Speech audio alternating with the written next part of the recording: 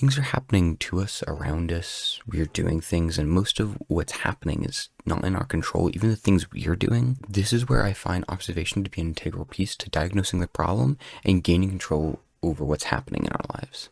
Disclaimer, I'm not a successful person. I'm not somebody with a career like Dr. K or PhD Mike Isertel. I don't have a schooling to really back what I'm saying. I want this to be treated kind of like a study group where I'm giving you my notes and you can kind of review. Also, the topic is kind of complex and the title's kind of clickbait, but I think this is a crucial piece of a complex puzzle to do things that we actually want to do. A lot of us feel disappointed in our inability to both achieve and to stop unproductive tasks, or at least limit them. I know this very well. I struggle with this daily. I often procrastinate on things I actually care about and want to do. Things like reading, things like communication, learning Japanese. I often find myself watching YouTube videos or playing video games when I realistically wanted to actually be productive that day and improve my life. When I was in middle school, I had the same problem, but with homework, where it's just hard to focus on homework, hard to get myself to really be productive when I needed to be. I would try to find solutions to the problem. I would search YouTube video after YouTube video, how to not procrastinate, how to be productive, how to get motivation. But in the end, it was all kind of the same advice, either said the same or different words.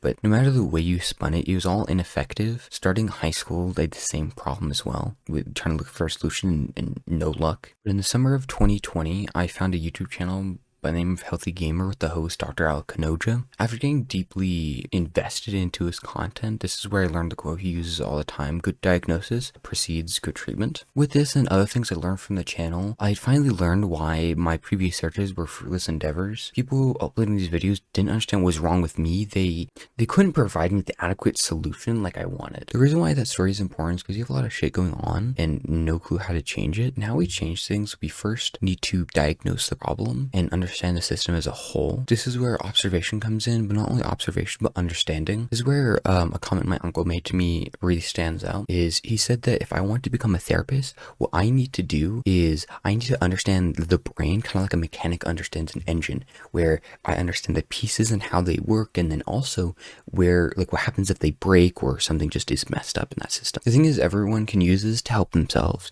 In a systematic review from 2013 from a bunch of people's names I don't feel confident enough to say, these researchers have found that psychoeducation can help the treatment of major depressive disorder. Emphasis on help, just to be big of a warning, and in the paper they kind of talked about how they didn't find a lot of good research during that time. The combination between psychoeducation and self-observation, I think, is the key to fixing problems that we come across with being productive and doing things that we want to do and doing things we don't want to do. We've seen that observational-based learning is adequate to action-based learning from a study, Burns and Vollmer 2002, and recreated by Magda Osman 2008. So we can incorporate our own observations to help solve problems that we come across in our own lives just by observing the. I don't even know what I just said there. I think I'm speaking completely different language, but what I meant to say was just by perceiving the features of the problems we are having, that might allow us to get the ball rolling so that we can actually start doing things we want to do and also stop the things we don't want to do. You also see self-observation aids in behavior change from a study by Stephen M. Johnson and Greg Free White in 1971. So we can use observation when it comes to our own lives to try to really figure out the catalyst of what's stopping us from doing things we want or can make us continue doing things we don't want to do. Now, to help you understand what I mean by this is I'll give you a visual of how I use this in my own life. I struggled with writing this script for several weeks and struggled finishing it for around the same time. And I've always wanted to start a YouTube channel ever since finding Dan TDM.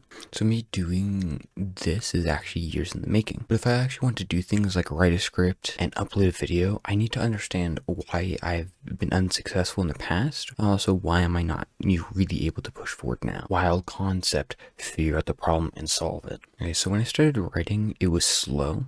Things like learning how to find studies and learn how to reference them in a script or paper, I didn't know how to do and probably still don't know how to do. And it was one thing that was stopping me from being able to start and something I really need to break down and observe why. For understanding, I write every now and then about random topics, but I want to be more professional about it, and I also want to start making them into YouTube videos. I actually wanted to start doing research to aid my theories. I didn't want to be some random person saying random shit hoping it makes sense. Now I say random shit looking smarter hoping it makes sense.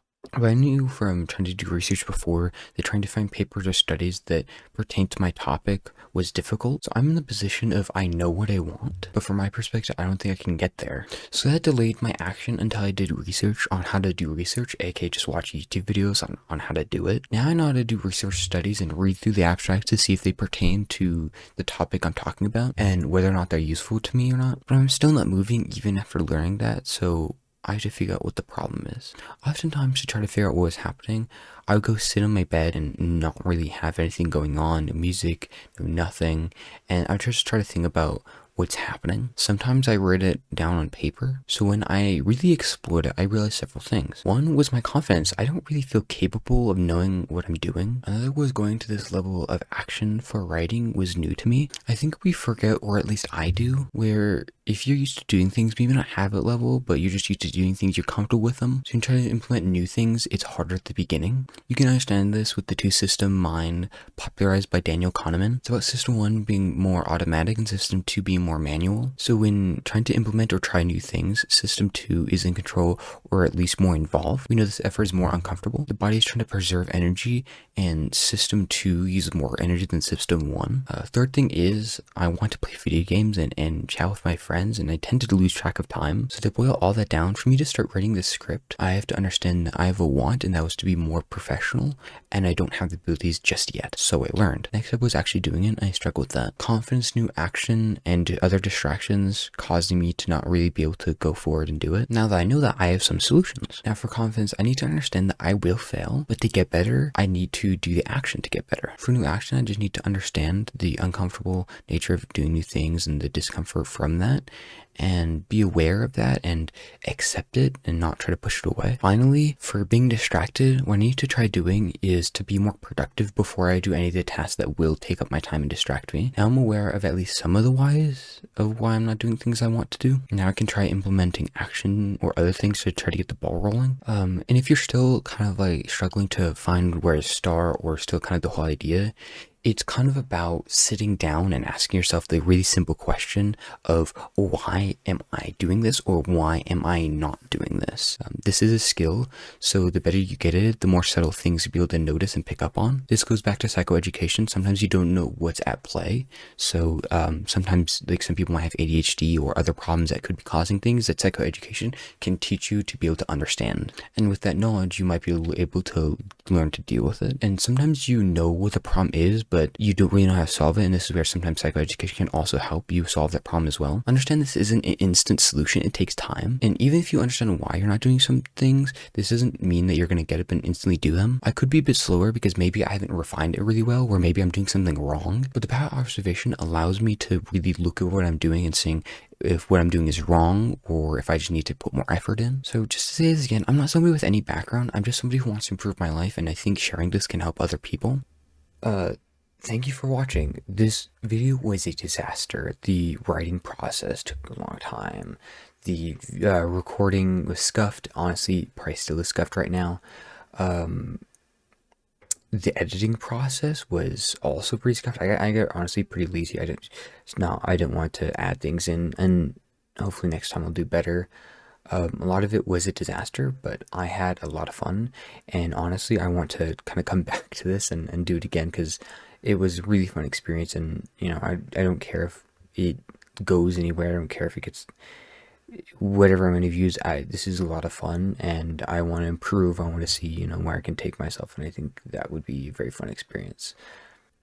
The next video I want to do things differently, so this time I follow the script very strictly, and next time I want to basically just kind of do more like kind of Dr. K almost style of video, where it seems from my guess what he's doing is that he has something that gives him the outline, maybe a more direct script, and then he's kind of thinking and formulating the thoughts like right now, kind of the way I'm doing this right now, where I have bullet points of what I want to talk about, but I'm not necessarily focusing too hard on exactly what is said on like the script I have. So that's kind of like what I want to change.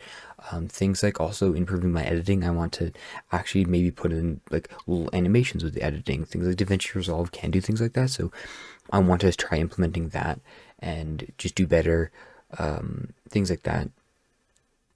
I am also going to start streaming.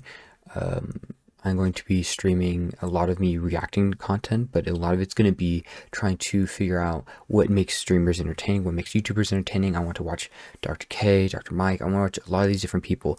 What is their editing styles? What, maybe what is the way that they're doing the videos?